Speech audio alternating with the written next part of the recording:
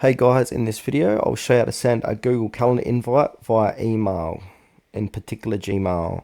If you find this guide useful, please leave a like and subscribe to our channel. In saying that, let's just jump straight into it.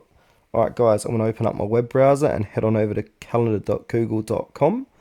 And now from here I'm going to make an event, in particular a birthday event. So I'm going to make it for this Friday.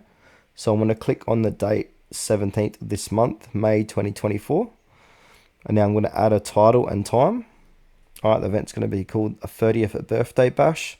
So I'm going to click on here to add a time. So I'm going to set it at 6:45. Doesn't repeat. I'm going to add guest here. So this is where you add in all of your guests here via email.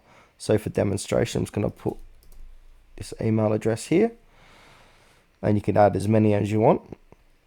And then you can also click on guest permissions. So you can make guests modify the event, invite others, or see guest lists. So if you invite people, they can invite other users. Or if you don't want that to happen, uncheck that. And now you want to add a location. So I'm just going to do a pretend location here. Like so. You can add a description. And you can add an attachment like photos, images, videos, etc. Once you've done that, go ahead and click on to save. Would you like to send invitation emails to Google Calendar guests? Yes, of course you do. So go ahead and click on send. And now once you've clicked on send, all the invitations will be sent via email. And then once you've done that, you can just double check, come back a few days later or whatever, and you'll see if you click onto the 30th birthday bash, you'll see two guests, one yes, one awaiting. So you see this one hasn't been ticked yet.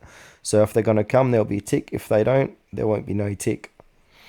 And you can see here going yes, no, maybe. So I'll just go ahead and click on yes. Of course I'm going, but if I press no, it will say no, like so.